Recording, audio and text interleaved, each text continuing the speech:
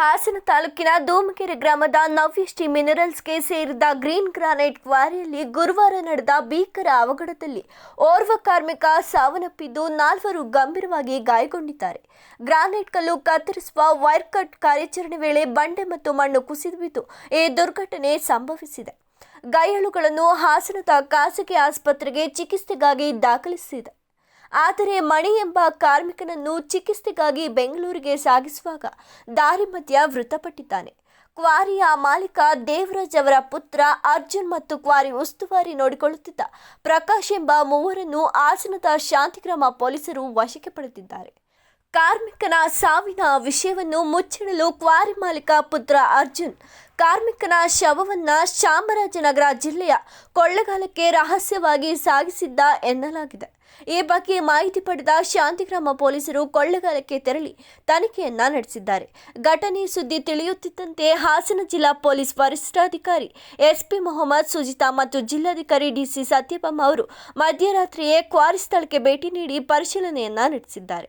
ಘಟನೆಯ ಕುರಿತು ತನಿಖೆ ಆರಂಭವಾಗಿದ್ದು, ಕ್ವಾರಿಯ ಸುರಕ್ಷಿತ ಕ್ರಮಗಳು ಮತ್ತು ಕಾರ್ಮಿಕರ ಸುರಕ್ಷತೆಗೆ ಸಂಬಂಧಿಸಿದಂತೆ ಕಾನೂನು ಕ್ರಮಕ್ಕೆ ಪೊಲೀಸರು ಮುಂದಾಗಿದ್ದಾರೆ. ಇಬ್ಬರು ಇಲ್ಲ ಕೆಲವೊಬ್ರು ಜನ ಸತ್ತೋಗಿದ್ದಾರೆ, ಇಬ್ಬರು ಅಂತ ಹೇಳ್ತಾರೆ. ಸತ್ತೋಗಿದ್ದಾರೆ ಮತ್ತು ಇಲ್ಲಿಂದ ತಗೊಂಡು ಹೋಗಿದ್ದಾರೆ ಅಂತ ಶಂಕೆ ಅಂತೂ ಇದೆ. There is suspect and there is information and there is rumour.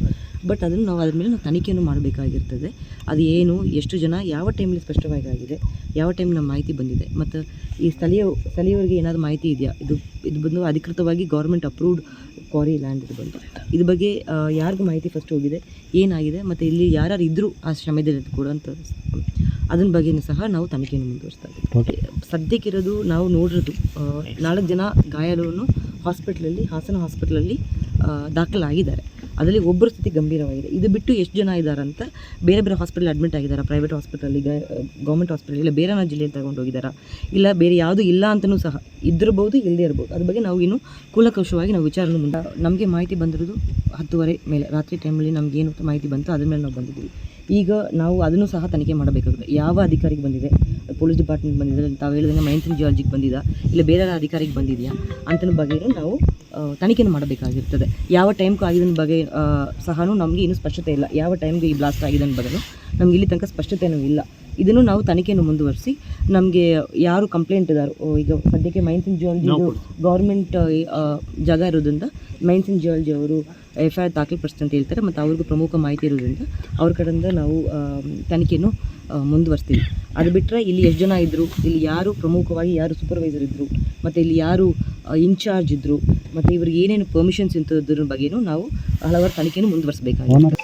ನಮಗೆ ಗೊತ್ತಾದ ತಕ್ಷಣ ನಾವು ಇವರು ಜನಪ್ರಿಯ ಹಾಸ್ಪಿಟಲ್ ಇಲ್ಲಿ ಏನವರು ಇದ್ದಾರೆ, ನಾವು ತಮ್ಮೊಡನೆ ಭೇಟಿ ಮಾಡಿದ್ವಿ. ಆದರೆ ಅವರು ಹೇಳೋ ಪ್ರಕಾರ ಯಾವುದೂ ಆಗಿಲ್ಲ, ಬರೀ ನಾವು ಮಾತ್ರ ಗಾಯಾಳುಗಳು, ಒಬ್ಬರು ಮಾತ್ರ ಸೀರಿಯಸ್ ಇತ್ತು ಅಂತ ಅಂದ್ಬಿಟ್ಟು ಬೆಂಗಳೂರಿಗೆ ತೊಗೊಂಡು ಹೋಗಿದ್ದಾರೆ ಅಂತ ಹೇಳ್ತಾರೆ. ನನಗೆ ಈ ವಿಷಯ ಗೊತ್ತಾಗಿಲ್ಲ. ಇವಾಗ ನಾನು ಸ್ಪಾಟ್ಗೆ ಹೋಗಿ ವೆರಿಫೈ ಮಾಡ್ತೀನಿ. ಎಷ್ಟು ಜನಕ್ಕೆ ಅಲ್ಲಿ ಕೆಲಸ ಮಾಡ್ತಿದ್ರು ಅಂತ ಇಲ್ಲ, ಅವ್ರು ಏನು ಹೇಳಲಿಲ್ಲ. ಬಿಕಾಸ್ ನಮಗೂ ಅವ್ರ ಭಾಷೆದು ತೊಡಕಿದೆ. ಅವ್ರು ತಮಿಳು, ನಮಗೆ ತಮಿಳು ಬರಲ್ಲ. ಅವ್ರನ್ನ ಕೇಳಿದ್ರೆ ಅವ್ರು ಏನು ಹೇಳ್ತಾರೆ ಬಟ್ ಘಟನೆ ಆಗಿರೋದು ಮಧ್ಯಾಹ್ನದಲ್ಲಿ ಅಂತ ಹೇಳೋದು. ನಮಗೆ ಯಾರಿಗೂ ಮಾಹಿತಿ ಇಲ್ಲ. ಇವನ್ ಹಳ್ಳಿಯವರು ಆಗಲಿ, ನಮ್ಮ ಸಿಬ್ಬಂದಿಗಳಾಗಲಿ, ಪೊಲೀಸ್ ಸಿಬ್ಬಂದಿಗಳಾಗಲಿ ಯಾರು ಮಾಹಿತಿ ಕೊಟ್ಟಿಲ್ಲ. ನಾನೀಗ ಹೋಗಿ ಅದನ್ನೇನು ಅಂತ ಬಿಟ್ಟು ಪರಿಶೀಲನೆ ಮಾಡಿ ತಮಗೆ ಸ್ಪಷ್ಟತೆ. ಪ್ರೈಮರಿ ರಿಪೋರ್ಟ್ ಪ್ರಕಾರ ಇಲ್ಲ, ಅದು ಏನೋ ಕಟ್ಟಾದಂಗೆ ಆಗಿಬಿಟ್ಟಿದೆ. ಕಟ್ಟಾದಂಗೆ ಅಂದರೆ ಗ್ರಾನೈಟು ಏನೋ ತೆಗಿತಿದ್ರು ಅಂತ ಕಾಣುತ್ತೆ. ಏನೋ ಕೆಳಗೆ ಬಿದ್ದಿರೋದು ಆ ಥರ ಏನೋ ಚಾನ್ಸಸ್ ಇರ್ಬೋದು. ನನಗೆ ಗೊತ್ತಿಲ್ಲದೆ ನಾನೇನು ಗೊತ್ತಿಲ್ಲ. ನನಗೆ ನೀವು ಕಾಲ್ ಮಾಡಿದಾಗ ನನಗೆ ಮಾಹಿತಿ. Thank you. Survey number 5, 2 acre 3 ಕುಂಟೆ. ಇದು ಆರ್ನಮೆಂಟಲ್ ಅಲಂಕಾರಿಕ ಶಿಲೆ. ಹಾಸನ ತಾಲೂಕು ಧೂಮಕೆರೆ, ಸರ್ವೆ ನಂಬರ್ 5, 2 ಎಕರೆ 3 ಕುಂಟೆ, ನವ್ಯಶ್ರೀ ಮಿನರಲ್ಸ್ ಅನ್ನೋದು ಅಲಂಕಾರಿಕ ಶಿಲೆಯಲ್ಲಿ ಸತ್ತಿದ್ದಾರೆ ಅಂದ್ಬಿಟ್ಟು ನನಗೆ 8 ಗಂಟೆ ಇಲ್ಲ ಟೈಮು ಇಲ್ಲ ಹೇಳಿ ಸರ್, 9 ಆಗಿತ್ತು ಅನಿಸುತ್ತೆ. ಮಾಹಿತಿ ಬಂದಿದ್ದು ನಿಮಗೆ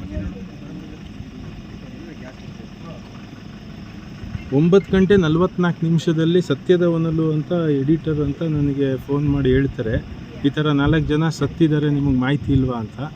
ನಾನು ಯಾವ ಜಿಲ್ಲೆದು ಹೇಳ್ತಾ ಇದ್ದೀರಿ ಸರ್, ಹಾಸನ ಜಿಲ್ಲೆದ ಅಥವಾ ಇನ್ಯಾವುದರ ಅಂತಂದರೆ, ಇಲ್ಲ ಹಾಸನ ಜಿಲ್ಲೆದೆ, ನಿಮಗೇನೋ ಗೊತ್ತಿಲ್ವಾ, ಗೊತ್ತಿದ್ದು ಸುಮ್ಮನಿದ್ದೀರಾ ಅಂತಂದರು. ಇಲ್ಲ ಅಂತ ನಾನು SP ಆಫೀಸಲ್ಲಿ ಫೋನ್ ಮಾಡಿ ಕೇಳಿದಾಗ ಅಲ್ಲೂ ಯಾವುದೋ ಸತ್ತಿರೋ ಘಟನೆಗಳಿಲ್ಲ ಅಂತ ಅಂದರು. ಆಮೇಲೆ PSI ಶಾಂತಿಗ್ರಾಮ ಸಾಹೇಬರು ಅಂತ ಅಂದಾಗ ಇಲ್ಲಿದು ಅಂತ ಹೇಳಿದ್ಮೇಲೆ ಇದನ್ನ ಕೇಳಿದೆ, ಅವ್ರಿಗೂ ಮಾಹಿತಿ ಇರಲಿಲ್ಲ, ಈಗ ಸ್ಪಾಟ್ಗೆ ಹೋಗ್ತಾ ಇದ್ದೀನಿ ಅಂತ ಹೇಳಿದ್ರು.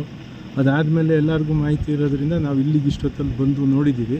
ಬಟ್ ಇಲ್ಲಿ ಸ್ಫೋಟಕ ಬೆಳೆಸಿರೋದ್ರೆ ಇದು ಅಲಂಕಾರಿಕ ಶಿಲೆ ಬರೋದಿಲ್ಲ, ಬಟ್ ಸ್ಲ್ಯಾಬು ಡೆವಲಪ್ಮೆಂಟಲ್ಲಿ ಕೊಲ್ಯಾಪ್ಸ್ ಆಗಿರ್ಬೋದು ಅಂತ ಮೇಲ್ನೋಟಕ್ಕೆ ಕಂಡು ಬರ್ತಾಯಿದೆ. ಹಂಗಾಗಿ ನಾವು ಇದ್ರ ಬಗ್ಗೆ ಆಕ್ಸಿಡೆಂಟ್ ಆಗಿರೋದ್ರ ಬಗ್ಗೆ ಗುತ್ತಿಗೆದಾರರಾಗಲಿ ಯಾರೂ ನಮಗೆ ಮಾಹಿತಿ ಈಗ 8 ಗಂಟೆ ಅಥವಾ 9 ಗಂಟೆ 44 ನಿಮಿಷದವರೆಗೂ ಮಾಹಿತಿ ಇರಲಿಲ್ಲ. ಈಗ ಅವರು ಬಂದು ನಿಂತಿದ್ದಾರೆ, ಅವರು ಹೇಳಿಕೆಗಳು ಕೊಟ್ಟಿದ್ದಾರೆ.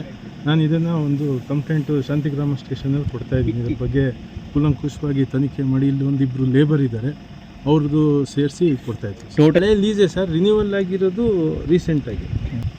ಟೋಟಲ್ ಎಷ್ಟು ಜಾಗ ಸರ್ ಇದು? 2 ಎಕರೆ 3 ಕುಂಟೆ.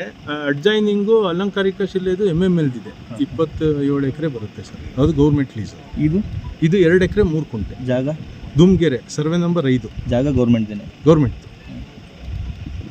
ಇದು ಈಗ ನಿಮ್ಮ 21 ಏಪ್ರಿಲ್ 2023 ಆಗಿದೆ ರಿನಿವಲ್. ಇದು ಟೋಟಲ್ ವಿತ್ ಎಫೆಕ್ಟ್ ಫ್ರಮ್ 1978 ನಾವೇನು ತಂದಿಲ್ಲ, ನಾವು ಡೀಟೇಲ್ಸ್ ಹೇಳ್ತೀವಿ. ಸರ್, ಈಗ ನಿಮ್ಮ ಲೈಸೆನ್ಸ್ ಪೊಲೀಸ್ ಡಿಪಾರ್ಟ್ಮೆಂಟಿಂದ ಇನ್ಫಾರ್ಮೇಷನ್ ತಗೊಂಡ್ಮೇಲೆ ನಾವು AC ಸಾಹೇಬರು, DC ಸಾಹೇಬರು, SP ಸಾಹೇಬರೆಲ್ಲ ಎಷ್ಟೊತ್ತಲ್ಲಿ ಬಂದು ನೋಡ್ತಾ ಇದ್ದೀವಿ. ಅದೇನಿದೆ ಕೂಲಂಕುಷವಾಗಿ ಎಲ್ಲ ತನಿಖೆ ಮಾಡಿ, ಕಾರ್ಮಿಕ ಇಲಾಖೆಯಿಂದಾಗಲಿ ಇಲ್ಲಿ ಎಷ್ಟು ಜನ ಇದ್ದರು ಎಲ್ಲ ಟಾಸ್ಕ್ ಫೋರ್ಸಲ್ಲಿ ಇರುತ್ತೆ, ಎಲ್ಲನೂ ತನಿಖೆ ಮಾಡಿ ಒಂದು ಸೂಕ್ತ ನಿರ್ಧಾರ ತಗೋಬೇಕು. ನಿಮ್ಮ ಗೈಡ್ಲೈನ್ಸ್ ಅದು ಕೊಡಲೇಬೇಕು ಸರ್. ಫಸ್ಟ್ ಆಫ್ ಆಲ್ ಲೋಕಲಲ್ಲಿ ಪೊಲೀಸ್ ಸ್ಟೇಷನ್ಗಾರು ಇನ್ಫಾರ್ಮೇಷನ್ ಕೊಡಲೇಬೇಕು ಸರ್. ಆಮೇಲೆ ಇಲ್ಲಿ ಆಸ್ಪತ್ರೆಗೂ ತಿಳಿಸಿಲ್ಲ ಅಂತ ಹೇಳ್ತಾ ಇದ್ದಾರೆ, ಎಲ್ಲರೂ ತಿಳಿಸ್ಬೇಕಾಗಿ. ಸಾವಾಗಿರೋದ್ರಿಂದ ಮಾಹಿತಿ ಇಲ್ಲ ಸರ್, ಏನೂ ಗೊತ್ತಿಲ್ಲ.